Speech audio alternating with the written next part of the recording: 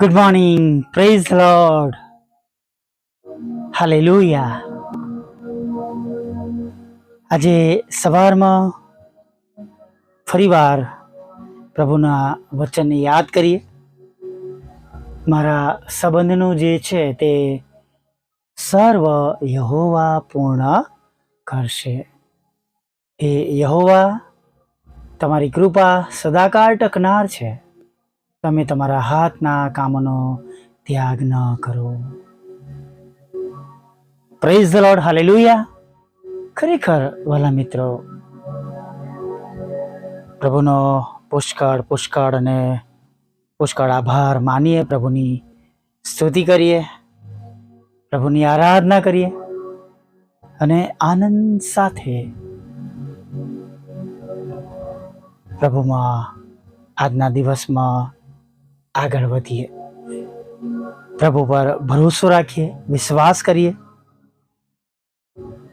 જેમ દાનિયેલના પુસ્તકમાં વાંચીએ છીએ, તે બચાવે છે, તે છોડાવે છે. હે ને? Hallelujah, praise the lord.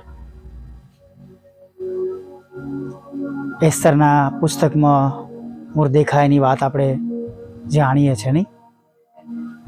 અને માટે આપણે બીએ નહીં, ગભરાઈએ નહીં. નેહેમિયામાં પણ આપણે વાંચીએ છીએ, ટોબિયા જેવા ઘણા બધા લોકોએ રૂકાવટો નાખી. દાનિયેલના જીવનમાં ઈર્ષા દેખાઈ, યુસફના જીવનમાં ભાઈઓ દ્વારા જ ઘણી બધી એવી બાબતો આવી, નહીં? દાઉદ જેમને શાઉલ રાજાએ જ પસંદ કર્યા પોતાના લશ્કર માટે, અને એ જ તેમના દુશ્મન બની ગયા, નહીં? અને માટે બીએ નહીં, આ બધા જ જાણે ઈશ્વરથી અભિષિક્ત છે, પ્રભુના ચાકરો છે, મજૂરો છે, વિશ્વાસ સાથે પ્રભુની પાછળ ચાલનારા છે. તો બધાના જીવનમાં મુશ્કેલીઓ, તકલીફો છે જ. જાણે એમાં નવું કશું નથી એવું કહી શકીએ. બધાના જીવનમાં મુશ્કેલીઓ છે, પણ બધાએ પોતપોતાના સમયમાં વિશ્વાસ રાખ્યો છે. મુખ્ય બાબત એ છે કે તેમણે વિશ્વાસ રાખ્યો છે. તેમણે પડતું મૂક્યું નથી. તેમણે પ્રભુ પાછળ ચાલવાનું બંધ કર્યું નથી. હે ને? તેમણે પ્રભુની પાછળ ચાલવાનું બંધ કર્યું નથી. આપણે શું કરીએ છીએ? ખુશ હોય તો બાઇબલ વાંચીએ, મનન કરીએ, જે કંઈ દૈનિક મનન આપણી પાસે આવતું હોય, કે મનગમતો શાસ્ત્ર ભાગ જે આપણને હિંમત આપે છે કાઢીને વાંચીએ. પણ જો પ્રભુએ કશું ના આપ્યું હોય ને, તો કેવું થાય કે વિલા મોડાએ આખો દિવસ દુઃખી થઈને ફરીએ, નહીં? અને એવું ન કરીએ. હકીકત એ સત્ય છે કે ઘણા બધા જીવનોમાં, ક્ષમા કરજો, કોઈને ટાંકીને નથી કહેતો, પણ કદાચ અડે તો એ ઈશ્વર તરફથી હોય એવું સમજશો. ઘણા બધા એવા લોકો આપણે જોયા હશે કે તેમના હૃદયની ઈચ્છા પ્રમાણે ન થવાના કારણે એક શબ્દો આજકાલ બહુ જ ફેમસ છે, કે છે બ્રેક લઈ લીધો. બ્રેક લઈ લીધો. જો પ્રભુ એક સેકન્ડ માટે બ્રેક લે ને તો આપણું શું થઈ જાય. આપણે એની માટે કોઈ શબ્દો બોલી શકતા નથી. પ્રભુ તો 24/7 પ્રભુ આપણી સાથે છે, નહીં? કદી પડતા મૂકતા નથી, કદી છોડી દેતા નથી.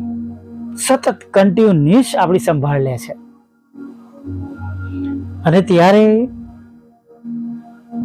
એ ભરોસો કરીએ, વિશ્વાસ કરીએ કે પ્રભુ આપણી સાથે છે. ભલે નબળો સમય છે, આપણા કયા પ્રમાણે નથી થઈ રહ્યું, પણ આપણા કયા પ્રમાણે નથી થઈ રહ્યું તો પણ પ્રભુની ઈચ્છા પ્રમાણે તો થઈ રહ્યું છે ને, એના માટે તો આપણે આનંદ કરી શકીએ છીએ ને.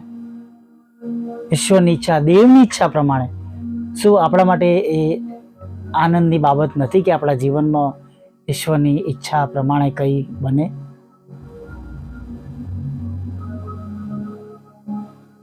Praise the lord, hallelujah. તમે જુઓ એ 4થા અધ્યાયની અંદર શૈતાન પ્રભુ ઈસુને ઊંચા પહાડ પર લઈ જાય છે અને આખું જગત બતાવે છે.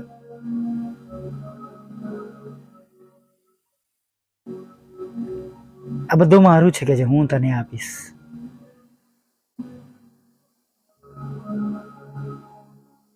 લલચાવે છે નહીં, લાલચ. અને ઘણી વાર પ્રભુ આપણને પણ એવી જગ્યાઓ પર, ઊંચાઈ પર લઈ જાય છે, જાણે આપણને પરખવાને માટે, અથવા આપણને એવી મુશ્કેલીઓમાં તેને પસાર કરાવે છે કે આપણામાં સમજ શક્તિ આવે, પસંદગી કરવાનું આપણે શીખીએ, હે ને?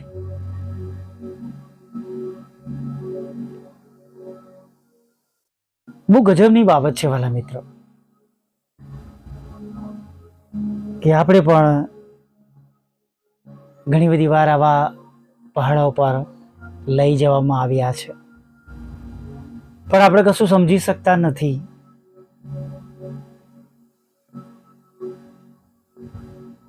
કારણ કે જે પ્રમાણે આપણે પ્રભુને આગળ સાંભળવા માટે નમેલા હોવા જોઈએ, કે જ્યારે પ્રભુ વાત કરે ત્યારે આપણે ત્યાં હોતા જ નથી. ઈશ્વરના વાત કરવાના સમયે આપણે ક્યાં ને ક્યાંય ફરતા હોય છે વાલા મિત્રો. આ એક દુઃખદાયક અને કડવી બાબત છે.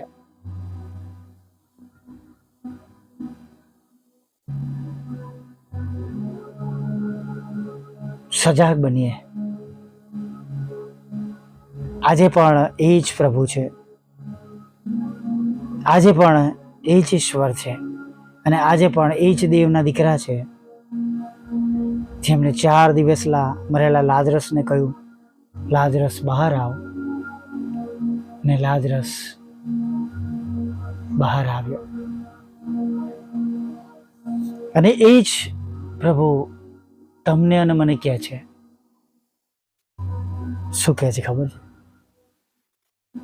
યસ, મારા ઉપર વિશ્વાસ કરનારા મારા કરતા પણ મોટા કામો કરશે. કેવી અદ્ભુત વાત!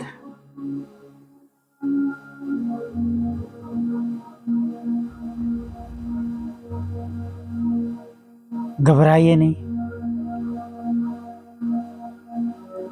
પ્રભુ પર ભરોસો કરીએ, વિશ્વાસ કરીએ, અને આપણી પરિસ્થિતિઓમાં પ્રભુને ઈમાનદાર રહીએ, આધીન રહીએ, આનંદ સાથે જે તે પરિસ્થિતિમાંથી પ્રભુની હિંમત, બળ, સામર્થ્ય પ્રભુનું માગીને ચાલીએ તેમની પાછળ. Hallelujah, praise the lord. આવો એક નાની પ્રાર્થના સાથે આજની સવારમાં આગળ વધીએ.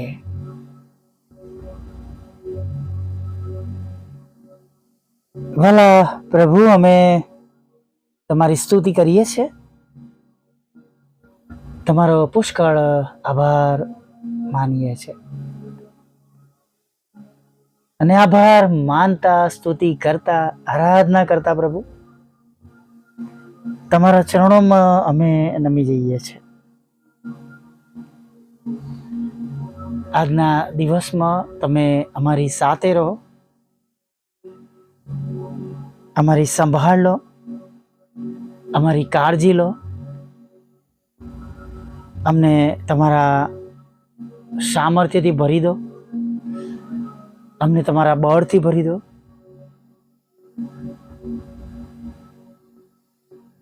અમારા દુઃખને તમે દૂર કરો, અમારી ચિંતાઓને તમે દૂર કરો, અમારી જરૂરિયાતને તમે લક્ષ્યમાં લો. જે બાબતો બને એના માટે અમે તમને ઘડીએ ઘડીએ વિનંતી કરી રહ્યા છે. ત્યારે પ્રભુ અમે પ્રાર્થના કરીએ છીએ, કૃપા કરો, દયા કરો.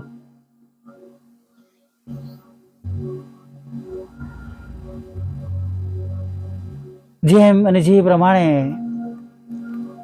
તમારા બાળકો પ્રભુ તમારી આગળ નમ્યા છે, ઈચ્છા રાખે છે, એમ પ્રભુ તમે એમના જીવનમાં કાર્ય થવા દો.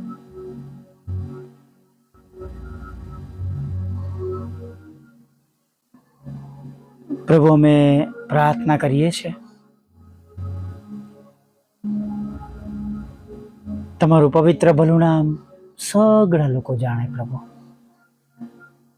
કોઈનો નાશ ના થાય, અનંત જીવન પામે, મોક્ષ મળે પ્રભુ.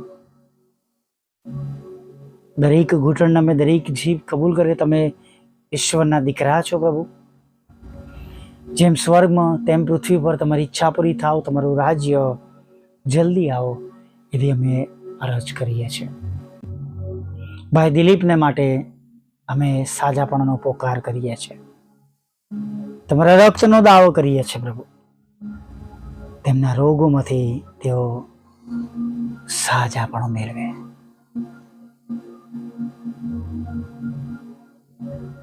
હા દયાળુ પ્રભુ, કૃપાળુ પ્રભુ, પ્રાર્થના કરીએ છીએ જો કેન્સર જેવા રોગથી હેરાન થઈ રહ્યા છે, જેમને હાલમાં ફ્રેક્ચર થયું છે, જેમને હાલમાં અકસ્માત થયો છે, માથામાં વાગ્યું છે, ચક્કર આવી રહ્યા છે, ઉલટીઓ થઈ રહી છે, માથું દુખી રહ્યું છે, માઇગ્રેન છે, સાઇનસ છે, થાઇરોઇડ છે, હાથ પગ ફૂલી ગયા છે, ખંજવાળ આવી રહી છે, આંખોનું તેજ ઘટી ગયું છે, કાનમાં તકલીફ છે પ્રભુ, ખભો દુખી રહ્યો છે, આંખેથી બરાબર દેખાતું નથી, ગળામાં દુખાવો છે, હાથ પગ ફૂલી ગયા છે પ્રભુ, લીવર ખરાબ થઈ ગયું છે, કિડનીઓ કામ કરતી નથી, હૃદયમાં છિદ્ર છે. અમે તમને વિનંતી કરીએ છીએ પ્રભુ, તમે તેઓને સાજા કરો, તેમના રોગોમાંથી તમે તેમને સાજાપણું આપો. અમારા મુક્તિદાતા પ્રભુ, પાપોની માફી આપનાર પ્રભુ, નવું જીવન આપનાર પ્રભુ, જ્યાં લડાઈ ઝઘડા, કોર્ટ કેસ, એફઆઈઆર, ખોટા તોમતો, જાત જાતનો અન્યાય, અનીતિ અને ઘણી બધી સતાવણીના કારણે જેમના મનો ઠંડા થઈ ગયા છે, જેમનો વિશ્વાસ હેઠે પડી ગયો છે, આ દરેક જગ્યાનો કબજો તમે લો. અને તમારી મોટી દયા, કૃપા અને કરુણા તમે તેઓના પર થવા દો. તેમને જીત અપાવો, તેમના સંકટોમાંથી તમે બહાર કાઢો. અને ખાસ કરીને પ્રભુ પ્રાર્થના કરીએ છીએ પ્રભુ, જેમને વિદેશ જવું છે એમને રસ્તા ખુલ્લા કરો પ્રભુ. લગ્નનો આશીર્વાદ આપો, બાળક ધનનો આશીર્વાદ આપો, દરેકના જોબને, નોકરીને, બિઝનેસને, આવકના સાધનોને તમે આશીર્વાદ આપો એવી પ્રાર્થના કરીએ છીએ. અનીતિનો ભોગ બન્યા છે, અન્યાય થયો છે, પડાવી લેવામાં આવ્યું છે, બધું જ તમે એમને પાછું આપજો. જાણ બહાર ડોક્યુમેન્ટ્સ બદલવામાં આવ્યા છે, કાગળિયા હાથથી લખીને ઉમેરવામાં આવ્યા છે, ટાઈપ કરાવીને સહીઓ કરીને ઉમેરવામાં આવે છે પ્રભુ. હા ખરાબ કે ખોટી સહીઓ કરવામાં આવી છે પ્રભુ, ત્યારે પ્રભુ તમે તેમની સહાય અને મદદ કરજો. દુઃખી છે, એકલા પડી ગયેલા છે, એકલા છે, લગ્ન થયા નથી, ઉંમર થઈ ગઈ છે, એવા એકલા માણસો કે ભાઈઓ કે બહેનો છે, વૃદ્ધો, વડીલો છે, બાળકોથી દૂર છે, કુટુંબથી વિખૂટા પડી ગયા છે, સર્વની પ્રભુ તમે મુલાકાત લેજો એવી પ્રાર્થના કરીએ છીએ.